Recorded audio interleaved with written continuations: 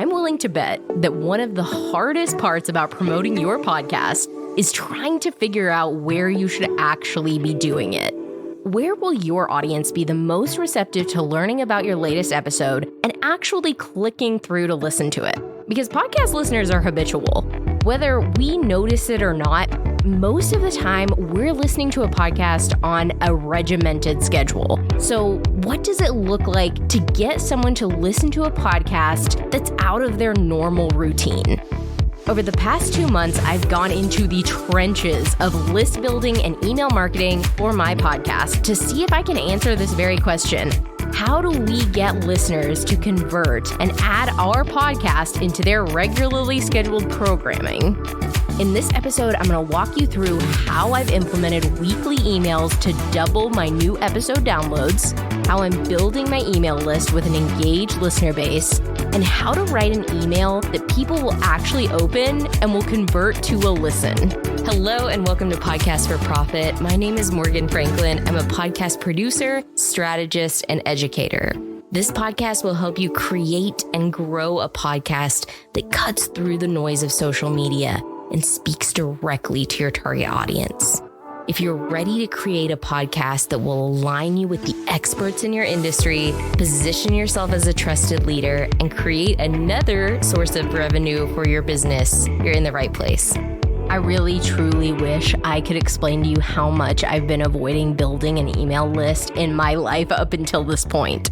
If you know anything about my story, I've worked in digital marketing since 2014, and I have done it all: social media management, content writing, content creation, photography, videography, website development, podcast production. But despite figuring out all of that, building an email list made me want to throw my laptop out the window and just start a life off the grid. And maybe you feel the same way. That's pretty much how every podcaster and business owner feels about building an email list. We know it could be a game changer once it's up and rolling, but getting it up and rolling, that part seems like way too much of a hassle. One of the podcasts I produce is a podcast about long-term care. So basically nursing homes and all the terrible, difficult conversations no one wants to have about getting older in the United States. It's not your fun, happy-go-lucky podcast, and building an audience for that podcast has taken careful work on our part. About a year ago, we got a really big break with a guest. He was the director of a state aging program of a state that's trying to revolutionize how we pay for long-term care. So just trust me, it was a big deal. At the end of the episode, he recommended a guest to us and told us that she was like a lecturer on senior care and that we might like her. So of course, me being me, I look her up and she really has no social media. She's been quoted in a few larger publications. I think it was the New York Times and the Wall Street Journal. So, I mean, obviously that was impressive, but she had no social media or online presence that I could find at all. I ended up asking her to come on the podcast, even though she didn't have an online presence that I could see, which as a producer who's trying to grow a show, that's always kind of a tough call. The episode recording was great. We put everything together, and the week that it launched, I sent her a message and I was like, "Hi, your episode is launched, blah, blah, blah. Here's all the links. Thank you so much for coming on." At the time that I sent her this email, it was in the morning. It probably had about 100 downloads, let's say. By that night, when I looked at my downloads for that episode, it had gone up to 30,000 downloads. And I'm thinking, what is going on? Is the host website broken? What can explain this? So I look in my email and I was added to the guest's newsletter, and I realized while she didn't have a social media presence that I could find, she had a huge newsletter and following through her email list, and I was absolutely blown away. This is the most impact I've ever seen from a podcast guest sharing a podcast. And for those of you who have podcasts and your guests share them, you know, like it will get you a little bump. It will get you a little something, but it's not usually 30,000 extra downloads. So I learned two really important things here. The first being, if you have an incredible guest who gives you a recommendation for another guest, take it. And the second one is that having an email list is 1,000% worth the effort. Later on this year, I'm going to make a series on how to build an email list to grow your podcast and walk you through every single little tiny part of building an email list and the strategies you can use for your own podcast. But this episode, I'm just going to be walking you through generally an overview of everything I've done over the past 2 months to grow my email list and how it's impacted my podcast. All right, so step 1 is going to be finding where you're going to collect your emails and start building your list. I have experience with both Klaviyo and ConvertKit. They've now rebranded it to just Kit, but I use ConvertKit because it's integrated with my website provider, and that's Showit, and Klaviyo is not. If you're new to list building, you might be familiar with a host called MailChimp. Everyone and their brother has used MailChimp, and they're probably going to be the first website that pops up when you search for email list hosting, but I wouldn't necessarily recommend them. They just don't have nearly as many features or capabilities as some of the other email services that I'm about to get into. And overall, I just think that there's a lot better options for you and your email list, even though they have just dominated the marketing. And like I said, they'll probably be the first person that pops up when you search it. But I'd recommend either Klaviyo or ConvertKit. They're highly comparable. If you want a free account with up to 1,000 subscribers and unlimited outbound messages on ConvertKit, I have an affiliate code in the show notes. This episode is not sponsored by ConvertKit or Klaviyo, even though I'd be happy if it was. I've just used both of them, and I think that they have a great service for both business owners and podcasters. Once you've picked out your email host and you're in there and you're clicking around and you realize, okay, I have no subscribers. What am I going to do? How do I get subscribers?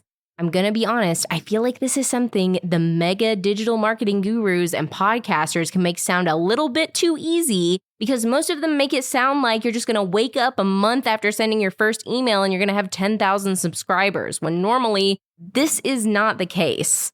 And sure, there are tons of ways to get email addresses, but we don't just want any email address. We want email addresses of people who actually want to receive our emails.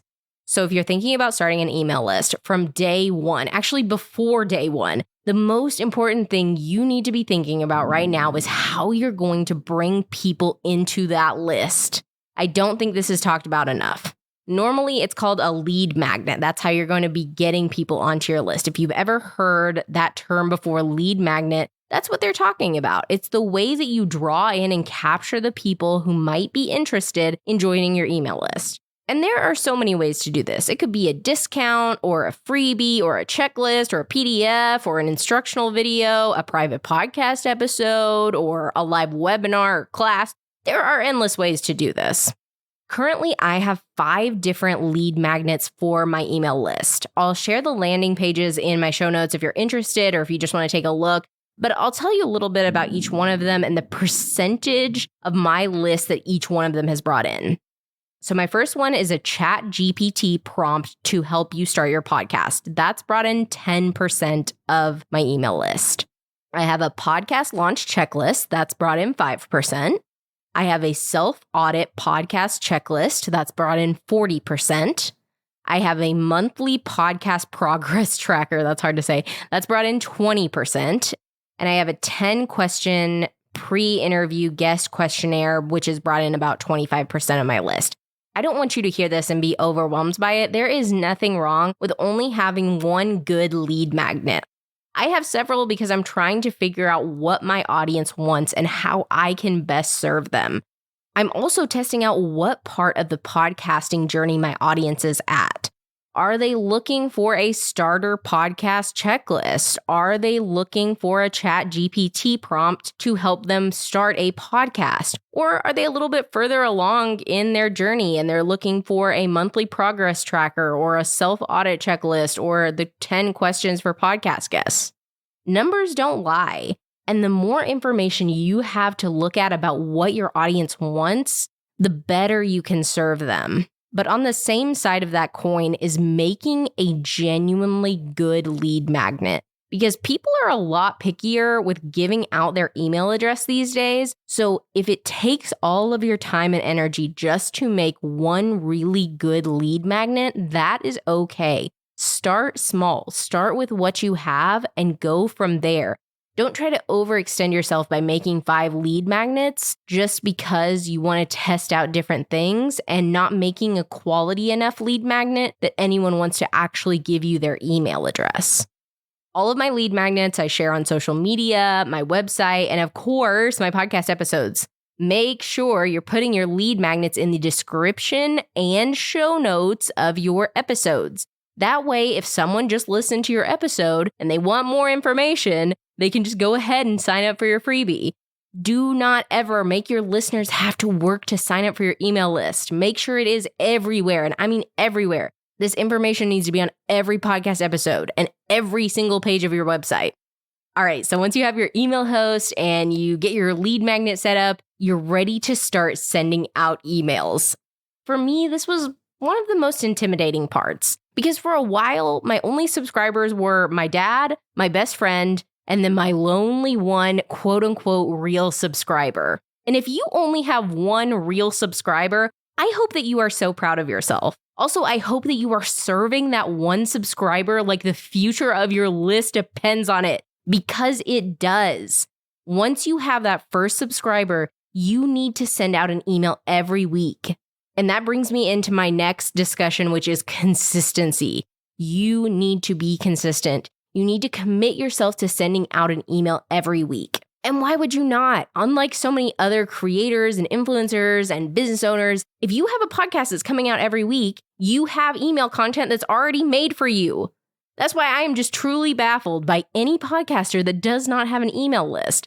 The content is made for you. The hardest part of serving an email list, which is thinking up topics, is already done. You are leaving so much money and so many downloads on the table if you have a podcast and not an email list. And here's why. Like I said in the very beginning of the episode, you have to know when your listeners will be the most receptive to clicking through and actually listening to the episode. Think about when you're on social media and you're scrolling around. Are you normally ready to click through and listen to a 30-minute podcast? No, you're scrolling, you're browsing, and the internet dopamine is flowing. However, most of the time when you're in your email, you mean business. You have a different objective. Or if you aren't in the mood to read a message, you'll just leave it there and come back. Instagram isn't like that. LinkedIn isn't like that. People come to their inbox to find the next thing to do. And we want that thing to be that they are listening to your podcast. I can't tell you the number of podcast episodes I've clicked through and listened to from my inbox. I read a little snip about it and I thought, oh my gosh, yeah, I want to listen to that.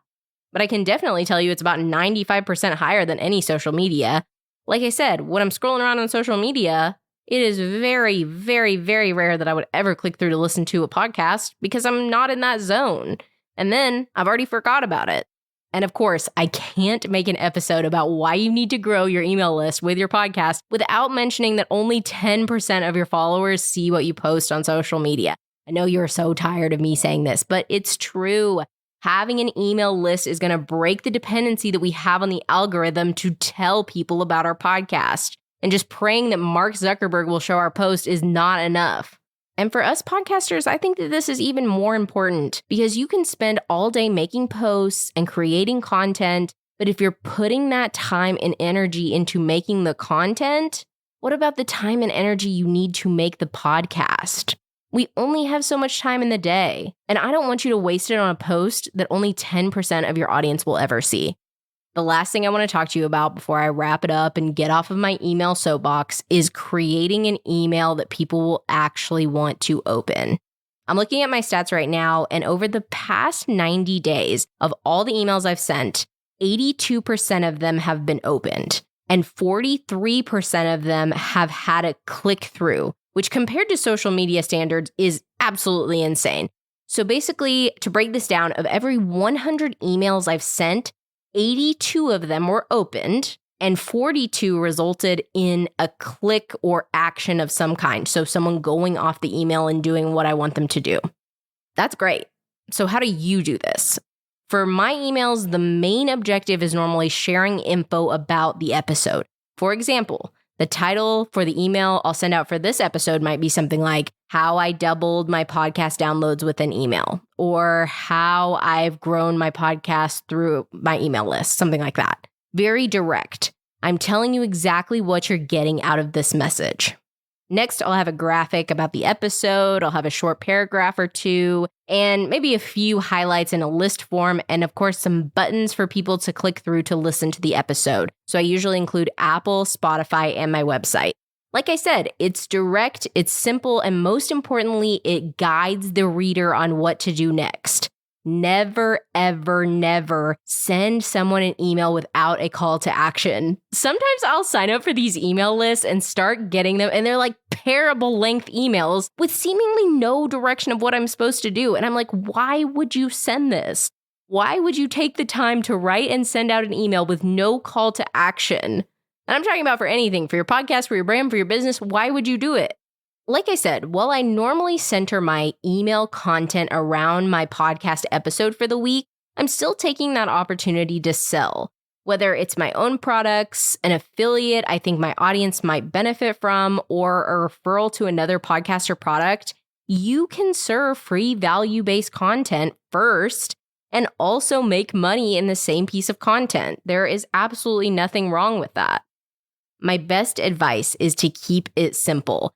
When you're designing your email content, keep the text to image ratio about 75% text and 25% images so that your email doesn't go to spam. In the beginning, of course, I wanted everything to look perfect and be so super curated. And so I put it all in an image, and email hosts do not like that. I had a 100% image, 0 text ratio, and that is a big red flag and will get you in the spam folder so quick. So you want to have at least 70% of your email to be written in text, especially while your account is new. And be strategic with your links. I try to never send more than 5 to 7 links in a page-long email because, again, that is a great way to get in the spam folder and you will never get out. You don't just want a podcast. You want a podcast that people listen to. You want a podcast that makes an impact on your audience. Promoting your podcast is part of that mission. Because if you don't promote it, no one will know about it and no one will listen to it. So take some time and think about your lead magnet. Think about how you can work a weekly email into your schedule. And as always, I can't wait to listen to your podcast. Hey, thank you so much for joining me on this episode. If you enjoyed the podcast and you'd like to hear more episodes like this one, go ahead and subscribe to the show. New episodes air every Monday morning. And if you found this episode valuable and you want to help other business owners and podcasters, will you leave me a 5-star review? It helps the show rank higher in the charts and brings more entrepreneurs the information they need to start making money on their podcast.